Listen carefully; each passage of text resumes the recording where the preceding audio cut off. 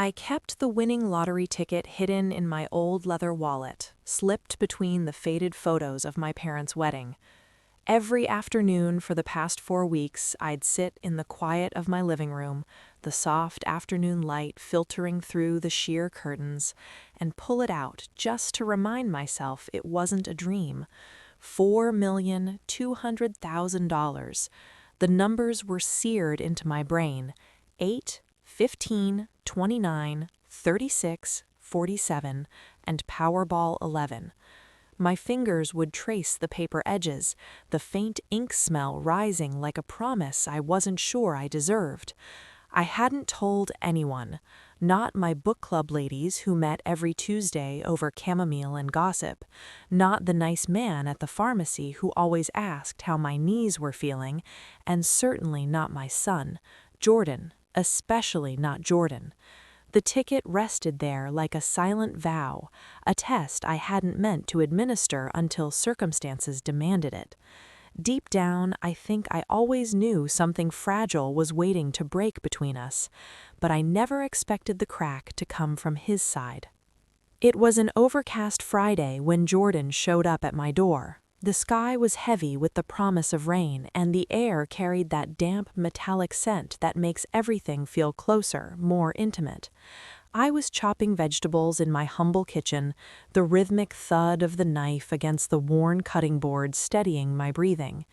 This was the same kitchen where I'd raised him on my own after his father left when he was 5, the same room that had heard every bedtime story, every worried whisper, every promise I'd made to myself that he would never feel the weight I carried. The knock was light, almost hesitant, as if he wasn't sure he had the right to be here anymore. When I opened the door, there he was with his wife, Nicole, married for 5 years. Their smiles were calculated, the type that masks an ulterior motive, polished and practiced. Jordan's eyes flicked past me into the apartment before they settled on my face. "Mom," he said, stepping forward to hug me with an awkward stiffness, his arms tight but brief like someone checking a box. "We've been terrible about visiting. Things have been crazy with work."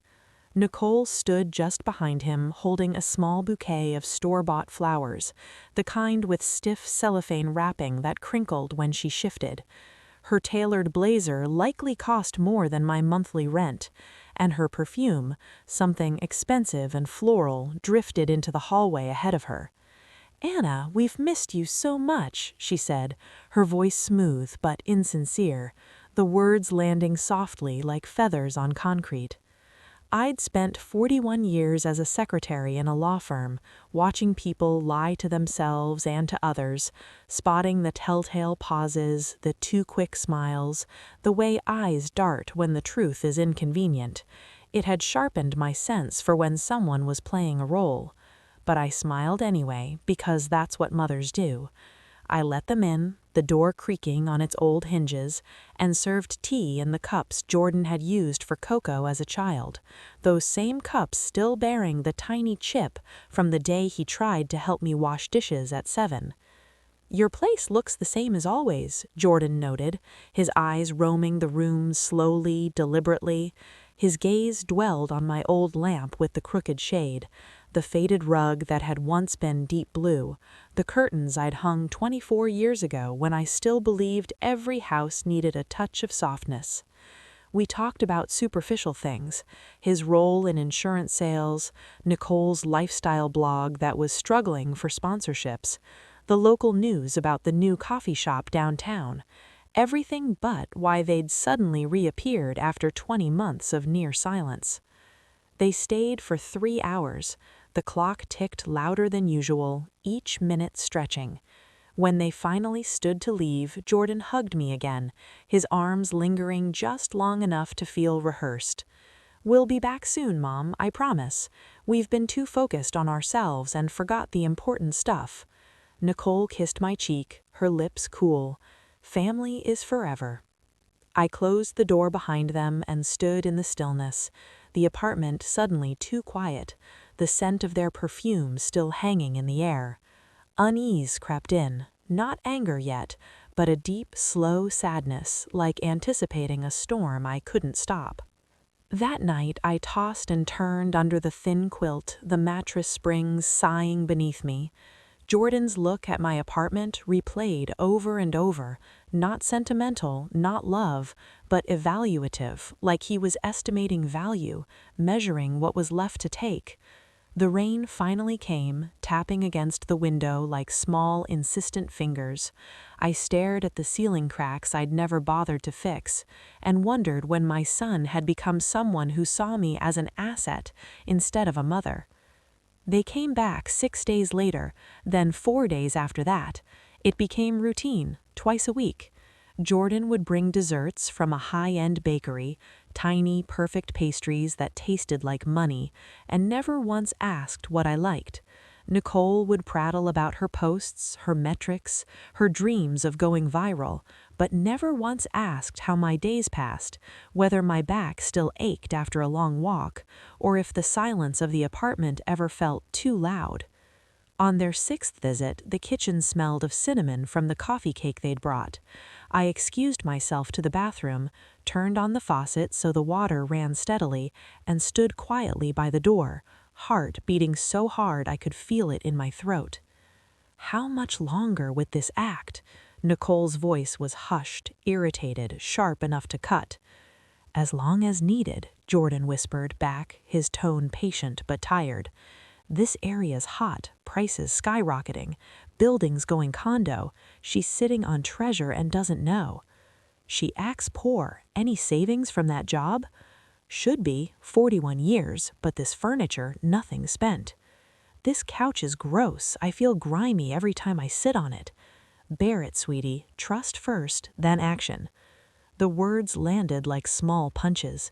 I flushed the toilet, ran the water again, stared at my reflection in the mirror above the sink. My face looked calm, but my hands trembled as I gripped the edge of the porcelain. When I came back, they were smiling brightly, as if nothing had happened. "Mom, we were talking about assisting you," Jordan said smoothly. "This building's old, neighborhood's changing. Considered options when it converts?" I hadn't realized. The letter was buried in my unread pile on the hall table. "Options?" I asked, my voice steady even though my chest felt tight. Nicole leaned forward, eyes bright. "We have a great idea. There's a lovely retirement community 35 minutes from us. Pools, classes, meals, perfect for you." "I don't need classes," I said softly, folding my hands in my lap so they wouldn't shake. "I have my puzzle group, my walks in the park." "Sure," Jordan said, waving his hand dismissively, "but no worries about upkeep, cooking, being alone." Being alone. The phrase stung, because their 20-month silence had already taught me exactly what alone felt like. "And if you sold," Nicole added cheerfully, "you'd have funds for it. It's for your happiness." Sell my home of 38 years? The walls that had witnessed every milestone, every tear, every quiet victory? My throat tightened. "I'll think on it," I said, and the words tasted like dust. After they left, the apartment felt colder. I sat on the worn sofa, the wallet in my lap, the ticket inside feeling like a lifeline I wasn't sure I wanted to grab yet. I needed truth more than anything, even if it hurt. The next morning, the kitchen smelled of coffee and toast, grounding me. I called Mr. Ellis, a former coworker's attorney brother whose number I still had saved. "Anna Wright," he said warmly when he answered. "Long time." My voice cracked only once as I told him everything: the ticket, Jordan's sudden visits, the overheard conversation that still echoed in my ears. "I must know his real intentions," I said, "before any moves." Mr. Ellis was quiet for a long moment. "I have a plan," he said finally, "unconventional but clarifying." We met at his office the next day, the air conditioning humming softly, the leather chairs cool against my back. He explained, create a fake financial trouble to see how Jordan would respond when he thought there was nothing left to gain, then, and only then, claim the winnings. A test, he said gently. Hard, but honest. I looked out his window at the gray sky and nodded. I agreed. A week later, I called Jordan, keeping my voice small and worried, the way a mother sounds when she's afraid. Honey, something's wrong. Can you come? They arrived within the hour, faces arranged in concern, but I could see the anticipation flickering beneath. What's going on, Mom? Jordan asked, sitting on the couch that Nicole hated. I fidgeted with the hem of my sweater. The letter, condo conversion, buy in $390,000, or move out in 5 months. Jordan's expression fell like a curtain dropping. $390,000? Nicole repeated, her voice flat. I don't have that. Pension barely covers. I let my voice crack, just a little. I'm scared. Jordan was quiet for a long beat, then, Mom, we'd help if we could, but our budget's tight. The market's rough. Not asking money, I said quickly. Just sharing. I'm lost. Nicole touched his arm. The community is the solution. Fresh start. We'll help search, Jordan added, his caring tone returning like a mask slipping back into place. They left soon after. In the hallway, Nicole's voice drifted back. Lucky escape, if she wanted a loan. Jordan laughed, a short, relieved sound. She'd need to hit the lottery. I stood at my door until their footsteps faded, then opened the wallet again. The ticket felt warm against my palm, comforting in its quiet power. The next day, I went to Mr. Ellis. We proceeded. Lottery verification happened on a Monday morning, the office bright with fluorescent light, the giant check awkward in my hands for the photo. I chose anonymity. After taxes, $2,500,000 would arrive in 2 weeks. Mr. Ellis helped quietly. A nice cottage 55 minutes away with a porch that caught the morning sun. Movers booked, new accounts opened discreetly. I kept the worried mother act for weeks, each visit from Jordan and Nicole feeling heavier. They pushed promotional brochures, numbers for moving companies, their helpfulness almost theatrical. During one visit, Jordan's phone rang. He stepped into the hallway, door slightly ajar. I heard his voice, low and excited. It's working. Once she's in, the place is ours. Only air. Hours, as if they were already counting the days until I was gone. I walked quietly up. Jordan had his back turned. She's eating the caring act. Weeks more she'll sign. I coughed once. He spun, phone still in hand. Mom? Out of my house, I said, voice firm and calm. You heard wrong. Out. Both of you. Nicole appeared in the doorway. What's wrong? I looked at Jordan, the boy who had once run to me after nightmares, the one I'd saved for a first car, the one I'd cheered for at every game. Now he felt like a stranger wearing my son's face. Leave. Nicole tugged his sleeve. Jordan, go. Explain. You've explained enough. They left. The door clicked shut and the silence rang. I sank onto the couch and cried, not for the betrayal, which I'd begun to accept, but for the son I thought I had, the one who lived only in memory now. The tears were hot and quiet, tasting of years of love given freely. When they slowed, I dried my face, called the movers, and confirmed the date. Moving day was a Wednesday. The air smelled of cardboard and fresh coffee from the travel mug I held. Jordan texted 15 times. I ignored every one. He showed up while the movers were loading, standing in the hallway, looking smaller than I remembered. Mom, talk. No talk. Where to? Not your concern. I'm your son. I met his gaze fully. Sons love without gain. Sons don't scheme. It's not like that. Exactly like that. I heard everything. His face broke for a moment, and I glimpsed the little boy who'd picked wildflowers from the park, the one who'd pressed sticky kisses to my cheek. Then Nicole's words echoed. Caring act. No contact, I said softly. The movers finished. I got into my car, the engine humming to life. In the rearview mirror, Jordan stood alone in the parking lot, getting smaller and smaller until he disappeared. The cottage welcomed me with open arms, porch perfect for rocking chairs, yard alive with birdsong. I unpacked deliberately, each item placed with intention. This space was mine. 3 days later, a lawyer's letter arrived from Jordan, contesting assets, alleging hidden funds, demanding compensation for care. Mr. Ellis read it and chuckled. No case. Time to claim, time to live. The funds hit on Tuesday, $2,500,000 glowing on the screen, surreal and perfectly real at once. I donated $60,000 to the firm library where I'd worked. They named a quiet reading corner after me.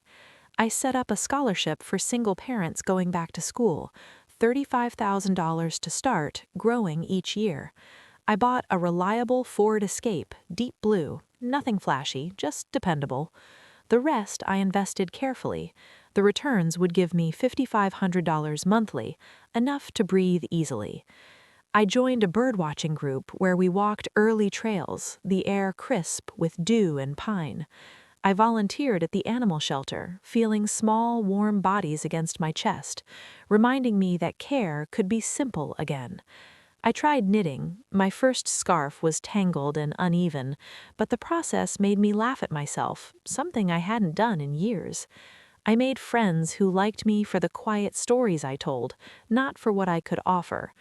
5 months later, a thin envelope arrived in Jordan's shaky handwriting. I almost didn't open it, but curiosity won. Mom, likely trash this. Nicole gone, for money. House gone, job too. No right, but help. I stopped reading, folded the paper, placed it in a drawer.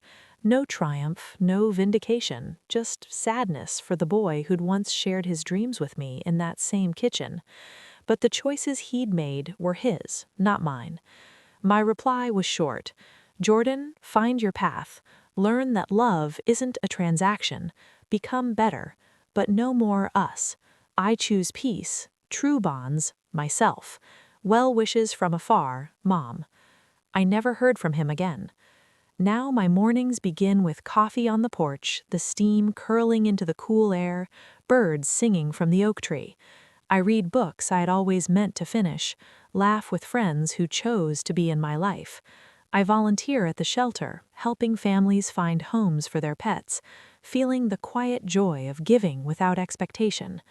The ticket sparked the change, but the wallet with my parents' wedding photos still sits on my dresser, a reminder that some things are worth more than money. People ask if I'm lonely living alone. I always smile. I'm alone, I tell them, but I'm not lonely. There's a difference. Being alone means quiet mornings and peaceful nights. Being lonely means being surrounded by people who make you feel invisible. I spent 20 months lonely while Jordan ignored me. Now I'm alone, but filled with genuine warmth. I know which one I prefer. I bought binoculars last month and joined birding hikes at 66. The guide laughed when I told him my age. Age is no bar, he said. Better late than never. Those words settled in me. I'd spent a lifetime being dutiful, practical, the one who always showed up. Now I'm learning to be free. Some evenings I sit on the porch and watch the sunset paint the trees in soft gold and rose, colors I could never capture in any photograph. I think about the choices I've made, the son I lost, the life I found. I don't regret a moment, because the greatest inheritance isn't money or property, it's the understanding that love must be given freely or it means nothing at all. Jordan may figure that out someday, or he may not. Either way, it's no longer my burden. Tomorrow I have a hike, Friday a birdwatching group, Saturday at the shelter. I have a life that's finally, wonderfully my own, and that's worth more than all the lottery tickets in the world.